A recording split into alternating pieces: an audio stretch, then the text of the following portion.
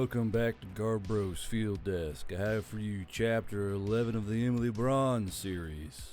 Books for sale on coffee. The RPG book is out. You've been waiting long enough, and I'm sorry about that, but there were some employee changes.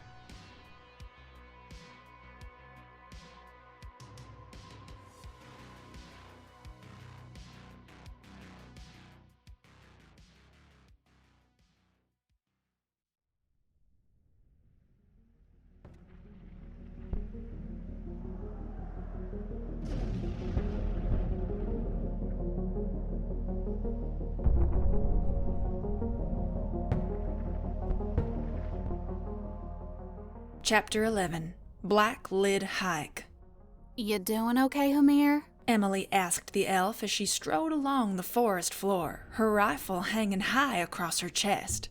Humir rubbed at her eyelids again, out of which angry, bloodshot eyes glared at Emily. I'm fine.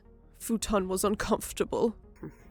Was comfortable enough for me, Marill said happily, clearing through the path in front of him with her bladed cannon shields. How about for you, Emily? Emily looked over at Marill, raising her eyebrows in a "really?" look. I slept well enough. Humir angrily rubbed at her purple eyes again, grumbling in her throat. Those two had been at it for nearly an hour, and it was a miracle that Humir had gotten to sleep at all with the weight of their sins pressing down upon her mind all night. I'll check in with Ram real quick, Humir said, trying to get the conversation onto anything else as she reached up and pressed a button on the side of her hearing protection. Ram! Yeah.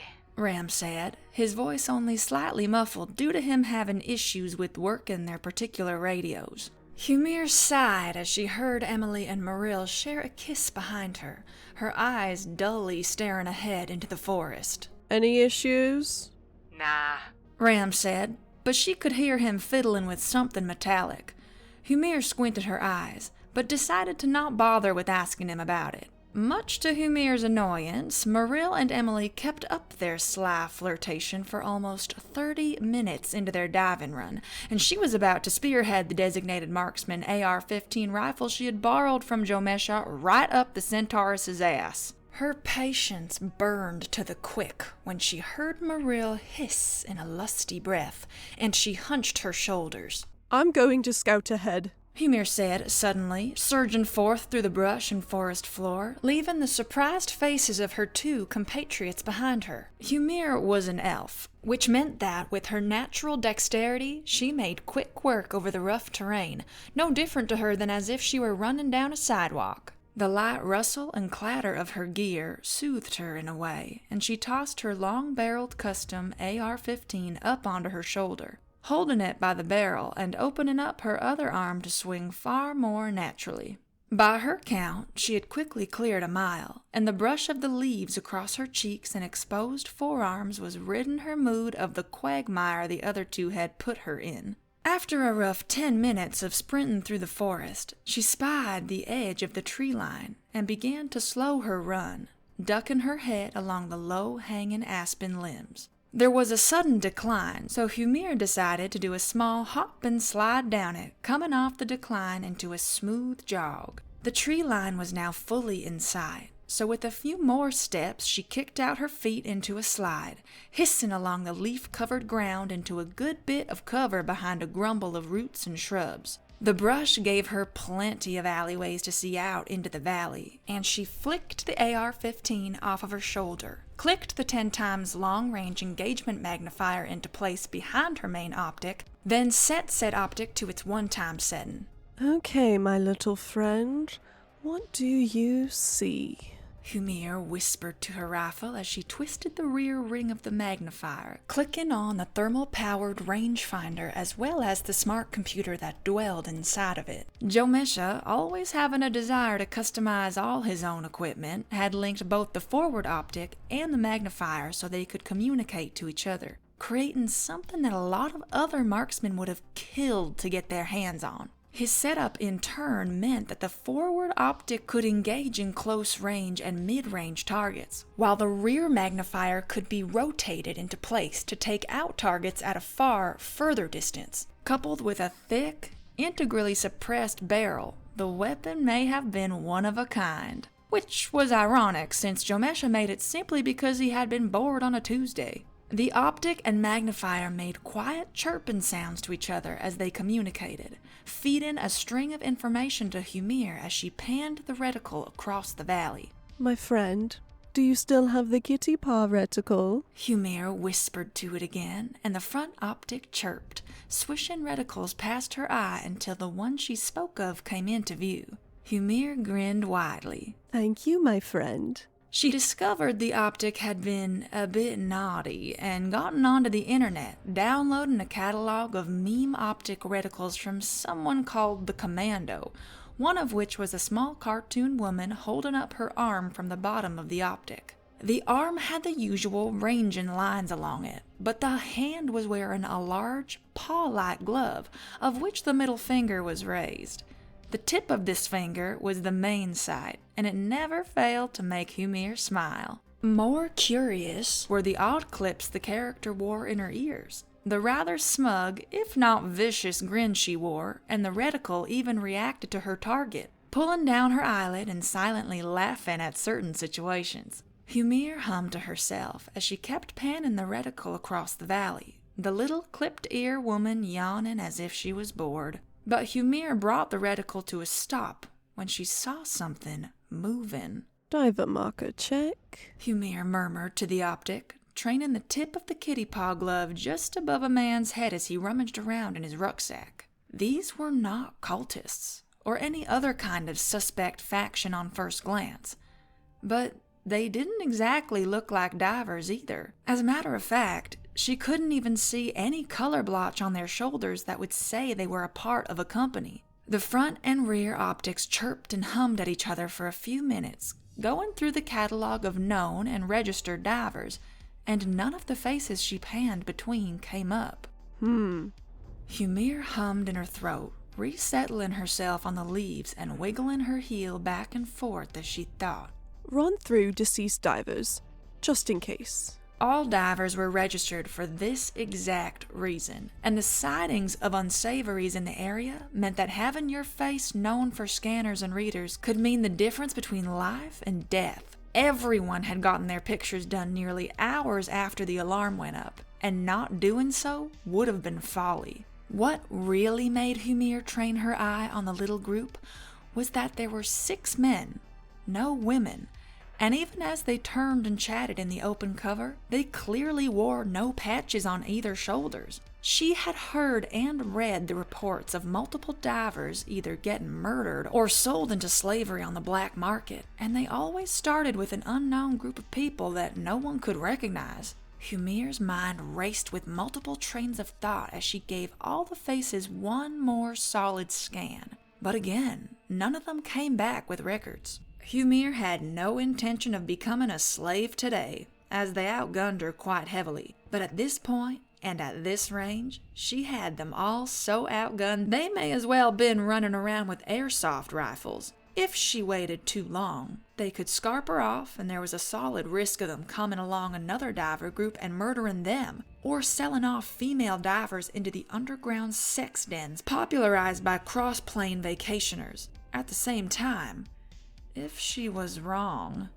Open recording, Humir said as she clicked her rifle from safe to fire and slowly spread out her legs along the grass, giving her hips a wiggle to make sure she was well anchored. The rear optic magnifier chirped, and Humir breathed out slowly to steady her heart and rise in battle fever. Diver Humir of Ogledock Recovery and Survey. 6 unknown hostiles have been sighted. No diver markers. No register on my optics. I am engaging. The rear optic chirped again, and she saw the little loading bar quickly skip past the top of her sight, showing the message and video had been sent off. With little else to do, Humir pressed her finger against the trigger, activating the targeting computer for a brief moment, then pulled back completely.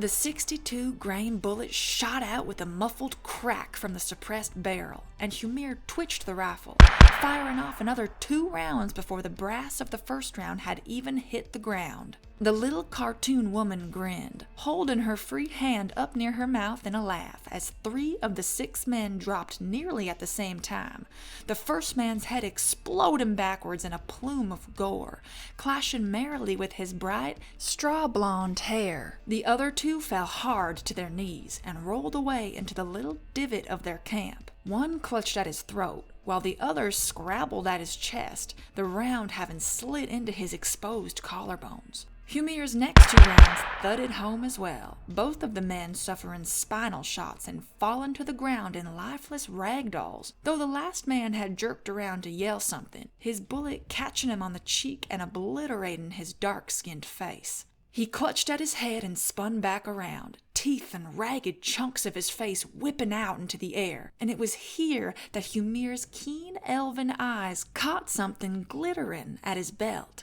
She made a note to check it out as she shot the man in the stomach, letting him fall to the ground in a heap. Humir flicked the rifle back to safe and quickly panned around the valley one last time before getting up onto her knees and taking off at a low run, hopping over fallen trees and the many craters that littered the ground. The soil and earth had been so torn that it was almost like an artillery strike had pounded this stretch of the valley.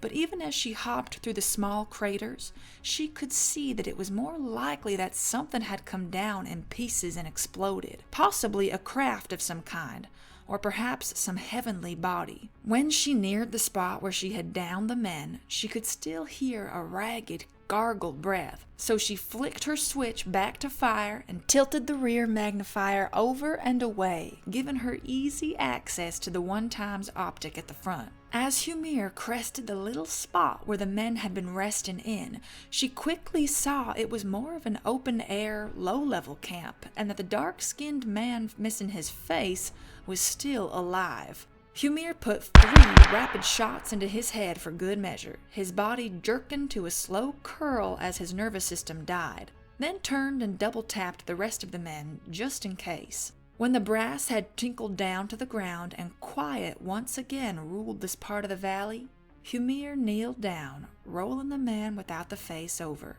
Humir's breath jerked into angry, ragged pants when the tinkling of gold and silver ear caps greeted her, and she reached down, pulling the little collection from a loop he had been keeping on his belt. There were 6 sets of elven ear caps, just like hers, and she held them in front of her optic so it could read the micro runes. Analyze, Humir panted, her heart hammering in her chest as she realized she had been right. The optic chirped, and when Humir brought it up to her eyes, she saw several elven faces skirt by in the top right edge of the optic. They were hunting divers. Humir gasped, sinking down onto her ass in shock as she continued staring through the optic. My gods, they've been hunting dozens of divers. Humir set her rifle down against one of the men's bloody rucksacks, having caught some of the teeth and facial flesh of the man with the ear caps, and quickly started rummaging through their day packs and pockets, gritting her teeth through the fact that a few of the men had pissed themselves during their death throes. Much to her annoyance and disgust, she found a pocket ledger in the urine-soaked pocket of the man she had shot in the neck, and pulled it free. Retching with revulsion, she poured one of their canteens over the ledger, trying to wash some of the urine off of it before opening it up. To her relief, the man had apparently been using a water-resistant pen and paper, and everything was readable despite the water. Though, as Humir read, she began to quietly wonder if she had been better off not being able to read it at all. It was not only a ledger, but also a journal, and Humir turned to the next page. Got us another one, Humir said to herself as she read, sitting down next to her rifle. Stupid knife-ear just walked right up to us. Thought we had been divers. It was worth seeing the shock on his face when we shot him. Then we scooped up 2 of his buddies.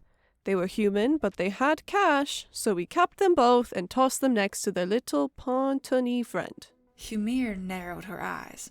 She didn't know what Pontoni meant, but she figured it couldn't have been good as she turned the page again, ignoring the list of stolen goods they had looted from the bodies. It's bad enough they're here, but the fact our people are working with Keebs, it's a fucking disgrace. Draylin is already keen to have more ear caps added to his belt, as are the rest of us. Humir sniffed down at the book, then looked back up at the dead, dark-skinned man. She stared at the dead man for a long, quiet minute, then quickly picked up her rifle and pointed it at his body. She pulled the trigger and didn't stop until the bolt locked on the empty magazine. Humir reloaded, then did it again, obliterating the rest of his head until there was nothing but red pulp adorning a ragged stump of a neck. Prick. Humir snarled, then set her rifle back down and flicked through a few more pages. Found another diver party using some locals as camp hands. They had a beautiful pair of Oni with them, a white and a yellow. They invited us to dinner, thinking we were divers, so we went into their camp. We killed them all, took those 2 in for Ulfriv to sell off, and made a mint from their gear. Another month of this, and I won't have to work again. Humir sped through the book with her thumb until about midway in towards the more recent writings, and stopped at a page at random. She flicked her eyes through it, then found a sentence that piqued her interest. Ran down one of those creeps with the freaky tongues and mouths. Turned out to be a female, rather nice-looking female too. Ulfriv was really after one of these, and we lucked across her when she was trying to forage in an apple tree. They're fast, but not fast enough. We had orders to see whether or not they were good enough for the pleasure dens, so when we caught her, we... Humir's voice faltered when she read ahead, and she swallowed hard as her eyes threatened to tear up. We took... turds. Humir threw the little ledger booklet away from her in disgust, sniffing ruefully as she looked down at the bodies of these men. She marked their faces of shock and horror at their deaths, and she sniffed again, looking down at the ring of ear caps she had set near her boot. I was too merciful, Humir growled, her face contorting into a snarl. It was too quick. You deserved slower deaths, painful deaths. Humir roared, taking off her patrol cap and slamming it into the ground. I should have made you suffer. I should have stretched it out for days and let the carrion crows rip out your fucking eyes. Humir? Emily's voice called out into Humir's muffs, still audible despite having come off with her patrol cap. Humir, we can hear yelling. Are you all right? Humir sniffed, fumbling her hearing protection back over her ears with shaking, angry hands. What? Hello? You okay, Humir? Emily said again, and Humir could hear by the light pant to her voice that she and Marill must be running. Humir cleared her throat and gave her head a shake, running a hand through her short, gray hair. I'm fine. I found some unsavory and took them out from range. They've been hunting divers. Hunting divers? Marill cried out, and Humir could hear the pounding of her hoof boots in the background. How do you know? One had a journal to keep track of all their kills and loot, as well as a ring of elven ear caps. Humir said, reaching down and picking up the silver and gold ear caps. None of them are magical like mine, though. We're almost to the tree line. Emily growled out, and even from where she was, Humir could hear that centauress barreling through the brush like a bulldozer. Humir put the ear caps in the front pouch of her plate carrier. When you get there, keep running out. Terrain is rough, but you'll see me soon enough. It didn't take too long for Emily and Marill to come panting across the blasted edge of the valley, and they spotted Humir with ease. As Emily hopped down into the shallow little camping spot, Marill hovered around the edge, looking in at the bodies with disgust. Of course they pissed themselves. Cowards always piss themselves. Marill growled, swinging the barrel of her non-snub-nosed, but more compact, half-bare M2 around on its support arm. Emily looked around at her feet and the bodies, then saw the book. That it? Yes. Humir said, leaning back against the side of the dugout. Emily leaned down and snatched it up, quickly speed-reading through the pages until she had seen enough, even with those few short seconds. Marill, upload this to the comlink. Send out a mass warning report to all the divers in the area. Emily said, handing the booklet up towards Marill, who took it in her free hand. Humir, was there any other gear or loot here? They're running dry. Must have just come back out for another money run. Humir said dryly, sniffing again and resting her hands against her rifle. Emily nodded, grimacing. Right, well, I say we leave their bodies for the birds. Take what ammo we need and move on. Give me a few minutes to finish my upload, Marill asked, rapidly tapping on a little device she had pulled out from her saddlebags that was connected to a camera lens. I'll do it as a video. When Marill had finished up her short report, even panning the little device's camera along the bodies of the slain unsavory, both her, Emily, and Humir set off and away from the bodies, leaving them exposed to the sun and elements after taking what they needed from them. They walked for another hour along the tree line of the valley, and only then did Emily turn to look at Humir. You doing okay, Humir? Emily asked, reaching out with a hand to lightly hold the elf's upper arm. Humir swallowed, but nodded. Yes, I'll be fine. Just wasn't prepared to see that this early in the morning. I'd bet. Marill said in a low tone, kicking a tree limb out of the way. I thought we left slavers and race traders behind in our world. Never would I have thought such a practice would follow us here. Humir rubbed at her eye with her palm. They were motivated out of hatred, from what I could gather. Rectifiers. Emily said, sighing out angrily. Pro-human radicals who think that Earth should be human only. Marill stopped, turning around on her hoof boots. I thought they were just a super smart faction that got angry when restaurants were at full capacity. Not anymore, it seems. Emily said, giving Marill a few soft pats on her stomach just below the plate carrier. They appear to have found a vocation. Shit. Marill spat, stomping a hoof before turning after Emily. Then how do we tell friend from foe out here? Humir walked up beside Marill, holding up her rifle. We have to use our optics if they're able to connect to the diver database. We have to use the facial recognition system? Marill asked incredulously, with a snort. That won't work if we're in the middle of a gun battle. Humir looked up at Marill in frustrated silence, but didn't have a retort for something that was a simple matter of truth. As Emily surged on ahead while doing something on her phone, Humir needed something to distract herself, so she gave Marill a sharp punch to her hip. Ow! Marill hissed, turning to look down at the elf. The fuck did I do? Humir looked back up at Marill, squinting her eyes. What you did was ruin my sleep. Huh? Marill said, her eyes gaining an odd, nervous edge to them. What are you talking about? Humir leaned her head back, her tired purple eyes locking onto Marill's. Next time you feel like holding your friend like a bowling ball, make sure that my headphones have full battery, okay? Or maybe just ask me next time so I can go sit in the kangaroo wagon. Because good fucking gods. Marill's face turned bright, embarrassed red as she looked down at Humir and even stumbled over a root. You, her? Humir opened her phone and scrolled down to a single picture, causing Marill to lunge for the elf's hands. Delete that! Marill cried out, her face marked with pure panic. Humir danced away through the leaves and fallen limbs, avoiding Marill's strong hands. I'm not so sure about that. Next time you ruin my sleep with your salacious perversions, I'll be putting this as my phone background. Humir, please! Marill bawled, scrambling to latch the elf into a bear hug and rip the phone from her hand. But the elf was far too nimble to be snatched up in such a fashion, loping away to stand beside Emily. Marill glared through angry, tear-ringed eyes as Humir tucked her phone into her front pocket, then made the "you watch yourself" motion with two of her fingers, drifting them from her eyes to Marill's. Emily, of course, had no idea what was going on behind her, having been sending her own report to Ogledock via her phone and its communication link, and turned just in time for Humir to whip her hands back towards her rifle.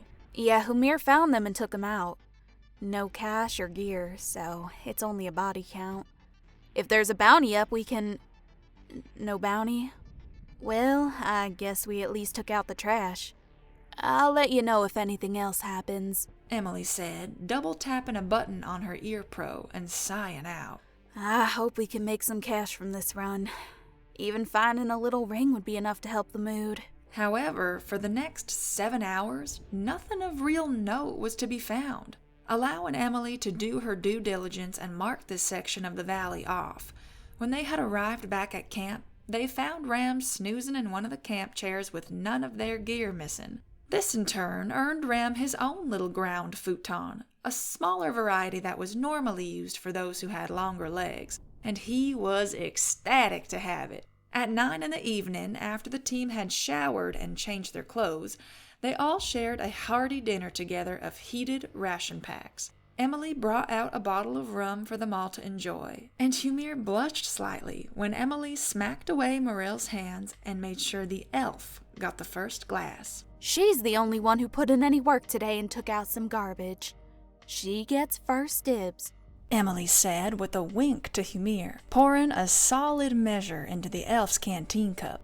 When they had drank and eaten their fill, they all went to bed with a good buzz. Before Humir went to bed, she set the ear caps on the shelf next to her ground futon, and she said a small prayer for the elven souls that had been killed in such a hatrous way. When she opened her eyes from the prayer, she saw that Emily had curled up with her head on Marill's large chest, the centauress looking down at her head and gently sliding her fingers through the human's hair. Humir turned, not wanting to intrude, but when she curled up in her blankets, she made a note to stop dragging her feet. Life may have had the possibility of being good and long, but as her fellow elves had found out, it could also be cut so brutally short. Did Ram like his breakfast? Emily murmured under her breath, her eye trained to the lens of her long-range binocular. Humir shifted the buttstock of her AR-15 on her shoulder. He liked the scrambled eggs and hot sauce, from what I saw. I was too busy shoveling food into my mouth. Ditto, Marill said, crouching just below the little bluff the two others were laying behind. I was trying to shove as many calories as I could into my mouth before we had to set off. He looked like he was enjoying himself, though. Means he's not Fae, Emily said with a smile, watching a man kick angrily at the tire of the most rearward semi-trailer. Fae can't handle their chilies. Humir nodded, training the tip of the cat paw glove along a line of men and women lounging in the grass. The mystery deepens. Cooking had been done at near lightless conditions, which had made scrambling eggs interesting for Emily, but she managed to get it done. The hike out that morning had been faster, all three of them moving out at a double time, towards where Ram had told them before they had set off, having drawn a map on a pad of paper. Running through the forest with nothing but starlight had been a new sensation for Emily, as they all agreed to not use lights in case anything was in the woods along the way. But she found it a rather painful experience after having 4 tree limbs high-five her forehead. Humir's adept agility through the trees and brush, even at low light, made Emily quietly envious, while Marill just levied off of her own racial oddities to propel herself with ease. Emily had a stitch the size of Texas along her ribs by the time they found the small bluff where they now were running low and quickly to gain the altitude advantage. When Emily clutched at her side and heaved in lungfuls of breath, she saw Humir give her a smug look and clenched her teeth in order to bite down the loud retort that had come into her mind. Emily thought back to it even now, frowning curtly as she looked down at the people down below. Still smarting over the little elf making fun of you, the Torque said with a chuckle, and despite it only being a voice in her head, she could feel it smugly crossing its legs as if it was sitting in a chair. You have furniture in my mind? Emily thought to it. I can have whatever I want in here. I just figured a chair would be more comfortable, the Torque said. If I hear a microwave suddenly whir to life at 2 in the morning inside my head, I'll be issuing an eviction notice. Emily thought, then smiled at her own joke as the Torque laughed. Now how will I cook my popcorn then? Don't mind the elf. She has a deep yearning in her heart that is not nearly as easy to fill as yours. The Torque said, and Emily swore she heard the pages of a magazine rustle. Are you saying I'm easier to fill? Emily said with a mental snort, but she knew she made a mistake as she heard the Torque grin within her brain. Oh? Are you going to provide evidence to the contrary? Because last I remember, you have dragged me along the flesh of 2 people and have exposed me to your own depraved desires involving... All right. Emily screamed into her mind as she ground her teeth. All right. I get it. The Torque flipped a page, and Emily wondered what the fuck he could have even been reading. Humir takes whatever she can get above you. After all, you have 2 someones compared to her 0. She wants a man who loves her, for her, and won't make a fuss about what she is. Even now she's daydreaming about it. Look at her. Emily darted her eyes towards Humir and could tell the elf was daydreaming. Despite her eyes staying trained to her magnifier, the heels of her boots were slowly swaying back and forth while her finger idly ran up and down the trigger guard of her rifle. Yeah, she appears to be in La La Land, Emily admitted, looking back towards Marill. The centauress was busily lounging on the ground and pulling strands of grass apart, but looked up to see Emily staring at her and blew a kiss. Emily winked at her, then turned back towards her binocular. You 2 are disgusting. The Torque murmured, flipping another page of the non-existent magazine it was reading. She's dreaming up the kind of human she hopes to meet. Right now she's pondering over the more country of your kind. Country of our kind? Emily asked, looking towards the people down below and giving another go at trying to see if they had diver patches. The ones that share the same accent as you. She's currently mentally braiding the beard of a rather bulky-looking man who has a penchant for flannels. The Torque said in a bored tone, even though Emily knew it was enjoying reading her mind. Earlier it was about a rather tall, mustached man making shelves or something of the like. Do you always read people's minds? Emily asked it, watching as one of the women down below started strapping something to one of the trailers. Only when I'm bored, or I can feel some really interesting thoughts going on around me. The Torque murmured, flipping an invisible page. Was kind of my job in conjunction to being a warrior, and no, you can't ask about it. Pay attention to the idiot setting the charge. Emily squinted an eye, not appreciating being dismissed like that, but the thundering crack of an explosion greeted her as she watched the people down below try and blow their way in. Much to Emily and Humir's lack of surprise, the charge did nothing but pepper the ground around the trailer with metal shards, only causing a bit of surface damage to the thin-looking metal. That is a very tough little number. I wonder where the other 2 trailers went off to. Humir said, blinking through her optic. Emily nodded. Probably dragged away. The strength of that metal makes me really wonder what's inside of it. Space Nazi gold, perhaps? Marill called out from where she was, her keen horsey ears having heard everything. Emily chortled. Let's hope not. Gold is extremely heavy. So am I, Marill said, flexing her arms and kissing her bicep. Humir snorted, causing Emily to break out into a fit of giggles. The people down below in the valley took a few more goes at trying to blow their way into the trailers, but when one of them caught a piece of shrapnel to the face, they decided to call it a day and move on. When an hour had passed, Emily leaned up onto a knee and used her rifle to lever herself up into a crouching position. Well, looks like it's our turn to take a whack at this thing. May we be a little more successful. Humir sighed out, then tapped at her ear pro. Ram, we're moving down to the trailers. Okay. Ram said back, and again Humir heard him fussing with something made of metal in the background. Before she could ask about it, Marill trotted up next to them while unslinging a large rucksack. Got the thermite Jamisha made. If this can't get it done, then nothing is. Marill chirped, slinging her half-bare M2 behind her back. Emily puffed out a breath, tucked the binocular back into her plate carrier, then took off at a jog, her rifle at the low ready across her chest. Humir and Marill took off only a few steps behind her, though the centauress pulled something out of her saddlebags and tossed it into the air. Another one of Jomesha's little oddities, the 3-engined drone whizzed and buzzed to life, unfolding into the air and catching itself mid-flight before zipping off above them. As they ran, Marill pulled out a banded half-visor, the screen humming to life in front of her left eye and feeding her a stream of video from the drone. Thermals are empty, except for a few rabbits. Marill called out, her hands already working in the rucksack and putting together a thermite bomb.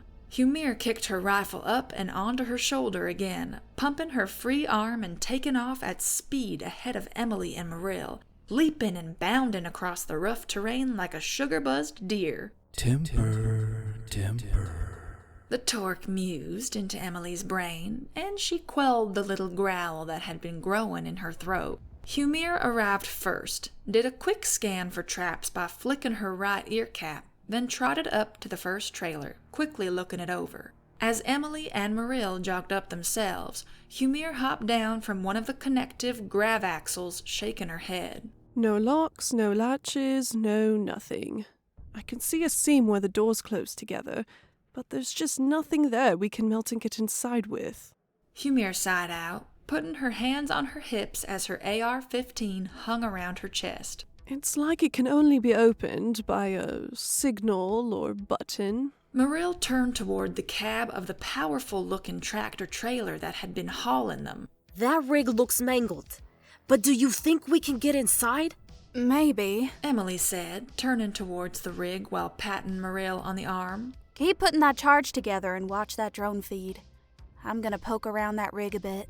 Emily nodded towards Humir, and they both jogged over towards the huge, crumpled cab. Must have fallen straight out of the goddamn sky. Emily breathed out, looking around at it. You think the driver got out? Humir shrugged, pointing up at the windows. Don't know, but they appear to be one-way windows. There are blast marks on them as well. What kind of fucking window can survive breaching charges? Emily grumbled, looking around at the rig. The thing was an absolute beast, sporting 4 huge axles on its own with tires that appeared to be lined with layers of ballistic material, and even now were filled with air despite the damage done to them. Emily patted her hands around the door, then the hood, looking for a latch, but found none. Humir fiddled with the door seams a little with her knife, giving it a testing wiggle. This thing is an absolute tank, but this gap looks larger than the one on the trailer doors. Emily said, leaning backwards from the fuel tank she had been probing. Humir gave her knife a few more wiggles, then jerked it out with a clanging ring of metal. I think the charge can find bite here and get us inside the cab. Emily walked over, squinting down at the seam in the door, then nodded. Looks like the impact crumbled it a little and made a nice little space for us. Marill! Eh? Marill called out, jerking her head around from the charge that she just finished prepping. Time to go to work. Emily said, waving the centaurus over.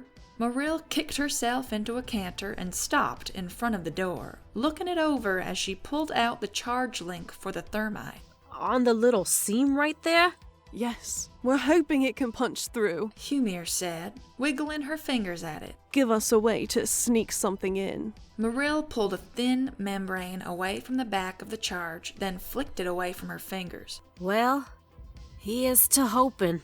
With a wet, crisp smack, Marill slapped the charge into place on the door. It's gonna ignite.